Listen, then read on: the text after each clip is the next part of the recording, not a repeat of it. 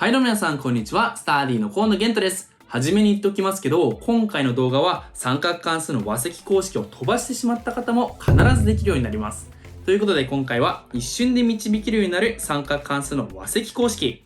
この和積公式苦手としている人がかなり多いんですけど、この8つの方式たちのことですね。詳しくは後で見ていくとして、三角関数のこの8つの方式たち、まず絶対に覚えてはいけません。高校数学の数多くある公式たちの中で一番覚えちゃいけない公式たちと言っても過言ではありません。この公式覚えなきゃって思ってる時点で、まず数学の勉強法は間違ってるっていうふうに考えてください。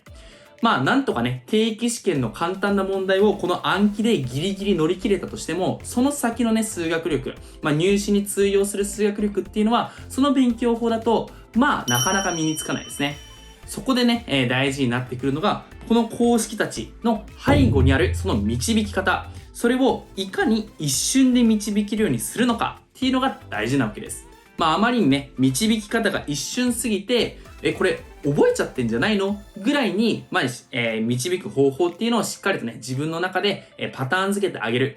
これが非常に重要になってくるということを今回の動画を通して三角関数の和積公式を通して学んでもらえたらいいかなと思います。この動画では和積公式のこの8つの公式をすぐに使えるようにするっていうことを目的にしているんですけど、いろんな応用問題を解きたい方は、ぜひ概要欄の方から徹底基礎講座開講中ですので、ぜひ気になる方はチェックしてみてください。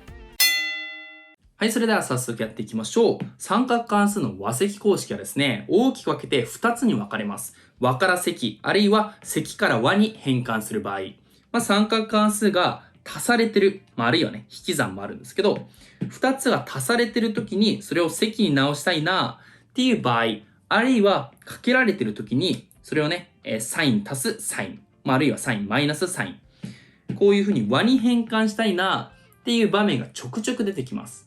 そういった時に活躍するのがこの和積の公式なわけですけど、この公式は覚えずにしっかりとポイントだけ押さえて導いていくってことが大事と。じゃあその押さえなきゃいけないポイントっていうのは何なのかなんですけど、もうこれは先に言うと、同類の加法定理を足し引きする。もうこれだけ押さえれば大丈夫なわけですよ。詳しく見ていきますね。この同類のっていうのが地味にポイントだったりするんですけど、加法定理って言ったら、例えば、サインカッコ x プラス y。こいつのx プラス y っていうサインの中身の部分をばらすことができるわけですよね。サイン x コサイン y 足すコサイン x サイン y と。これが加法定理ですよと。で、今加法定理のうち同類のものを並べてあげたい。加法定理って、タンジェントは除くんですけど、サインとコサインについては和と差。で、コサインについても和と差。この4パターンがありましたね。もちろんタンジェントは除いてます。この4パターンのうち同類のものって言ったら、サイン同士、コサイン同士っていうイメージを持ってあげてください。なので、このサイン x プラス y と同類なものを並べてあげると、サイン x マイナス y っていう風になって、こいつを展開してあげると、このサイン、コサイン、コサイン、サインの部分は一緒で、この符号だけが変わるんでね。符号だけが変わる。これが非常に重要。じゃあこの符号だけが変わった2つの式があるわけで、あとは足し引きしてみましょう。もう簡単ですよね。足してあげると、サイン x プラス y とサイン x マイナス y。これを足したら、このプラスとマイナスの符号が異なる方が丸々消えると。ということで、サイン x コサイン y が2つ出てきますよと。はい、この式から、この和の形から積に変換することができましたよと。あるいは、この2つの式を引いてみると、サイン x プラス y 引くサイン x マイナス y になるんだけど、引く場合っていうのはどうなるかというとこの符号が同じ方が消えてくれる。で、符号が異なる方が2倍になるんでね。2コサイン x サイン y と。こんな感じで、また差を積に変えることができましたよと。逆に見てあげれば、積を和に変換することもできると。こんな感じで加法定理、同類のものを足し引きしていくっていうのがポイントになってくるわけなんですけど、もうイメージとしてね、持ってほしいのが、この理屈から、今ね、加法定理って一つのサインから、このように積のものを出していくと。そういう操作ですね。だから、積って言ったら加法定理の分解後が積なわけ。で、一方で、この和の方っていうのは、加法定理のこっち。こっちが和の方と。イメージね。加法定理を分解することによって積が出てくるわけだから、このね、長い方が積に対応して、一方で元々の方は、この2つの式を足していくわけだから、左側の方が和に対応すると。和、積。この関係になってるっていうことをしっかりとね、イメージとして持っておいてください。それによって、和積のね、公式をすぐに導けるようになります。これをね、コサインについても一応見ておきます。コサインは x プラス y と x マイナス y ね、これが同類のもので、これを2つ並べてあげると、このようにね、加法定理で分解できますよね。で、注意しなきゃいけないのは、このコサインが x プラス y の時はここがマイナスになって、x マイナス y の時はここがプラスになりますよと。じゃあ、この2つを、例えば、引いてあげるとどうなるかというと、コサイン x プラス y 引くコサイン、カッコ x マイナス y が、これ左辺ね。だからこの左側の部分が、和、あるいは差に対応してるわけだけど、この展開によって、こっちが積が出てくるわけだね。で、そのうち、このコサイン x、コサイン y の方が、引いてあげると消えるわけ。だから結局、マイナス 3x サイン y 引く 3x サイン y。すなわち、マイナス 2 3x サイン y が出てくると。こんな感じで、コサインの場合は、ここがマイナスだから、ここにね、マイナスが出てきちゃう場合があるっていうことは注意しておきましょう。でも結局、やってることは一緒ですよね。同類の加法定理をただ足し引きしてるだけですよと。じゃあこれをね、このイメージを持ってもらった上で、じゃあ実際にね、和積の公式を使えるようにしておきましょう。まずは、積から和に直していく方法。例題ね、一つ目。サイン A、コサイン B。これを、今、積の形になっているものを和に直したいなって思ったとします。加法定理を足し引きするっていうのは覚えてるんだけど、いざこれ出されたら何をすればいいんだっけっていうふうになりますよね。そこでしっかりと押さえていくイメージがあったと。それが右側が積で左側が和。このイメージね。だから、このイメージを持ってあげると、積を見たときにね、例えばサイン x コサイン y、サインとコサインの積っていうのは、サインの加法定理を分解したときに出てくる。あるいはコサインとサインの積も、サインの加法定理分解したときに出てくる。一方で、コサインを分解したときに出てくるのは、コサインとコサインの積、あるいはサインとサインの積なわけだから、結局ね、積っていうのはサイン、コサイン、コサイン、サイン、サイン、サイン、コサイン、コサインの、4パターンあるわけですけど、このうち、サインとコサインの積、コサインとサインの積が出てくるのが、これサインの加法定理なわけですね。逆に、サイン、サイン、コサイン、コサインの方は、これコサインの加法定理によって初めて出てくるものと。このように、積を見たとき、サイン A、コサイン B、これって、同類の加法定理ね。これ、どっちの加法定理なんだろうっていうふうに考えてあげる。これが大事になってくるわけ。どっちの加法定理？このイメージだけ持ってあげれば、もうバッチリです。っていうのも、サイン、コサイン、サインの加法定理で出てくる方だっていうことが分かれば、もう頭の中でサインの加法定理イコール、サイン、コサイン足す、コサイン、サインっていうのが出てくるわけじゃないですか。よろしいですかね。これがプラスの場合ね。で、サイン、じゃあ同類のものはマイナスっていうふうに言ったら、今度はサイン、コサイン、ここは全く一緒で、マイナスコサイン、サインになりますよと。で、今ね、求めたいのはサイン A、コサイン B じゃないですか。ということは、ここにサイン A、コサイン B っていうのを作りたいんですよ。もうこの時点で、A、B、A、B ねっていうことがわかるわけなんだけど、大事なのは、このサインの加法定理のところが A プラス B を分解したんだねっていうこと。このイメージ。で、今サイン A、コサイン B っていうのは、ここの1つ目。1つ目を取り出していきたいんだなっていうことがわかる。とすると、この2つの式を足せばいいですね。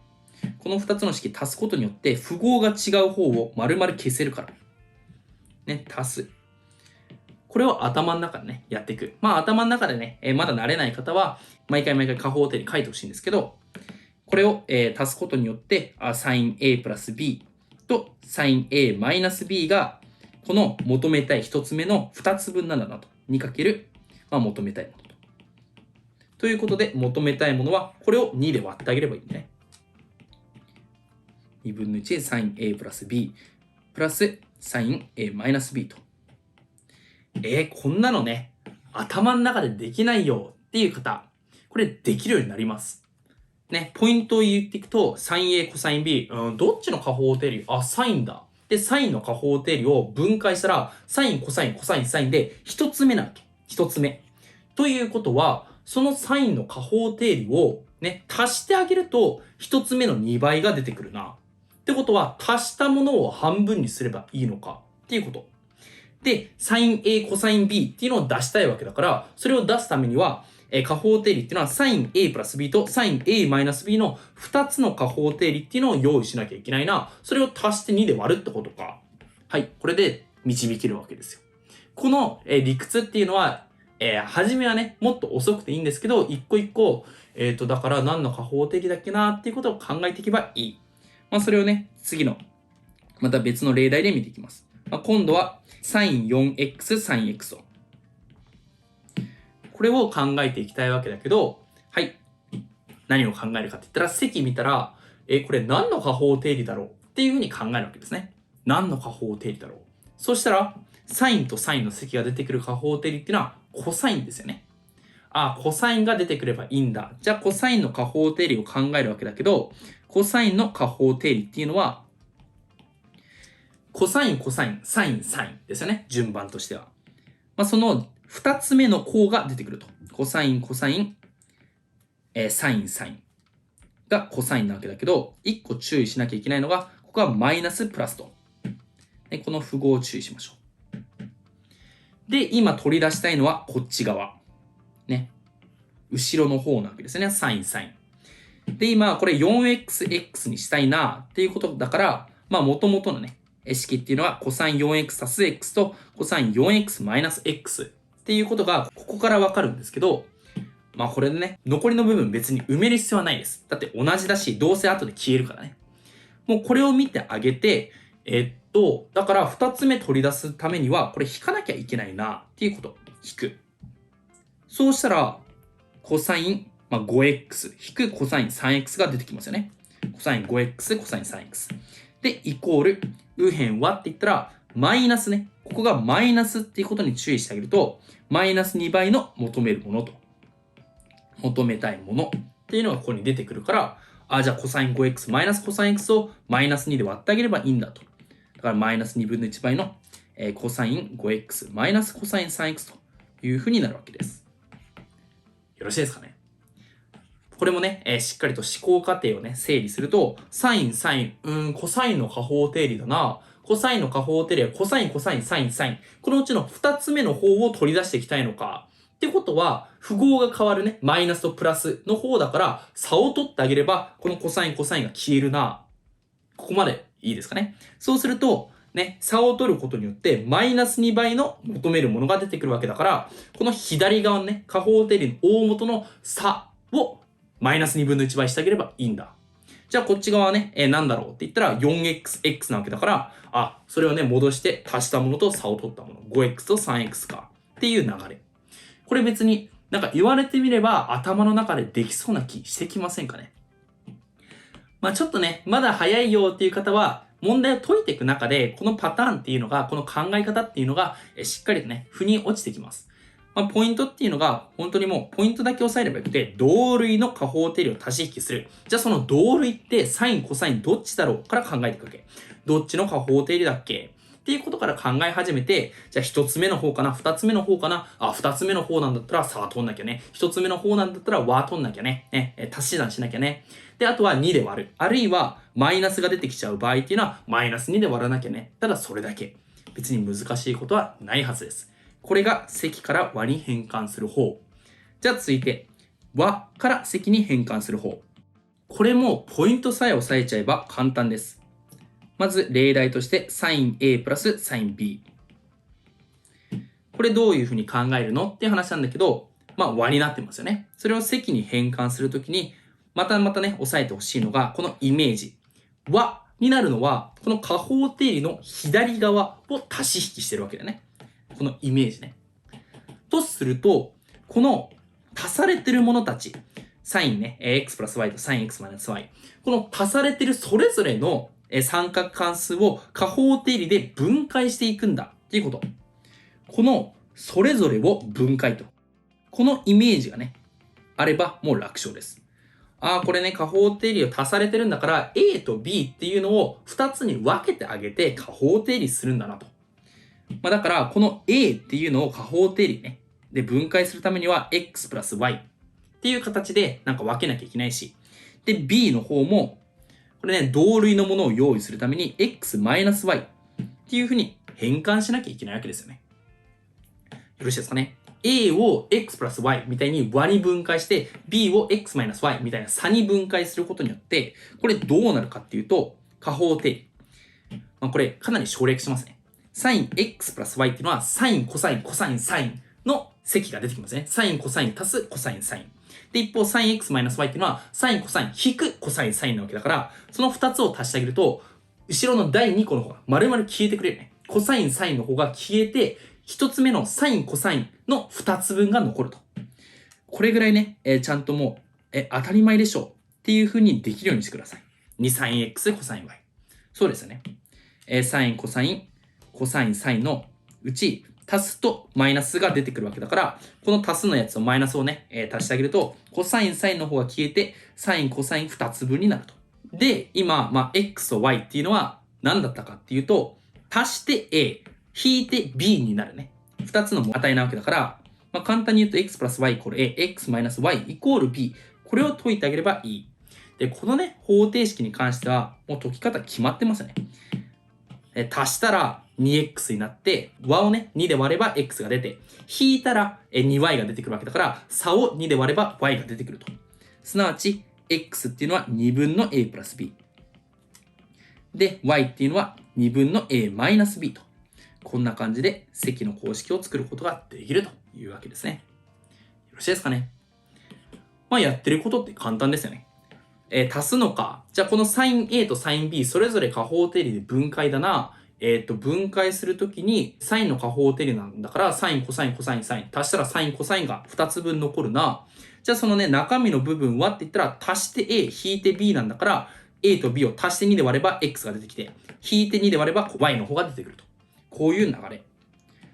もう一つね、例題やっていくと、コサイン 5x マイナスコサイン x と。これもね、同類の加法定理をね、考えていくわけなんですけど、結局、これ和じゃなくて差だけど、このコサイン 5x とコサイン x を分解していきたいわけ。だから、この 5x っていうのをa プラス b と x を a マイナス b みたいに分解していきたいなっていうふうに考えるわけだよね。そしたらもうこの a と b っていうのは簡単に求められるわけですよ。3x 足す 2x と 3x マイナス 2x ってことか。っていうことはすぐわかるはず。足して2で割れば 3x、引いて2で割れば 2x っていうふうに考えても OK。これがね、わかれば、じゃあコサイン 3x 足す 2x と 3x 引く 2x をそれぞれ分解するとどうなるかっていうと、これ頭の中でできたらいいんですけど、コサインコサインマイナスサインサインとコサインコサインプラスサインサイン。この2つを引いてるわけ。引いてるってことは、この符号が同じ方、こっちが消えるわけだよね。で、その結果、マイナスサインサインからサインサインを引くわけだから、マイナス2倍のサインサインが残る。で、サインサインなわけだから、3x と 2x をそのまま入れれば、サイン 3x、サイン 2x と。はい、こんな感じで、公式全く覚えてないけど、なんかね、この2つをそれぞれ分解してあげて、三角関数の加法定理で、うまくね、この部分消してあげるんだったな、っていうイメージだけ持ってあげれば、もうその場で導けますよね。こんな感じで、三角関数のね、和積、そして積和の公式、それぞれ、導くことができたわけなんですけど、この8つの公式、覚えてたら、いつまで経っても数学のね、本質的な理解っていうのはできるようになりません。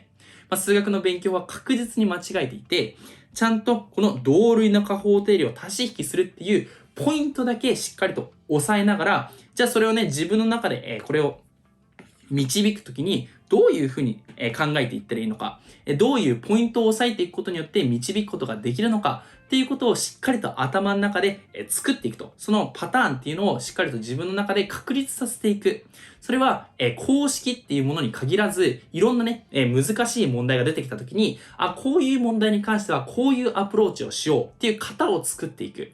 そのね、応用問題を解く、数学のね、応用問題に取り組んでいくためのアプローチと全く同じ操作なんですよね。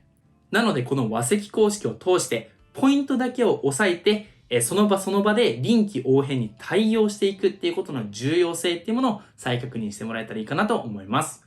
そのね、いろんな問題に対しての取り組み方については、徹底基礎講座の方も開講中ですので、ぜひね、気になる方は概要欄の方からチェックしてみてください。今後もね、こういった、面白いためになる動画たくさん出していこうと思うので、ぜひチャンネル登録、高評価、そしてこういう動画撮ってしようっていうのをコメントに残してもらえると嬉しいです。ということで、また次回の動画でお会いしましょう。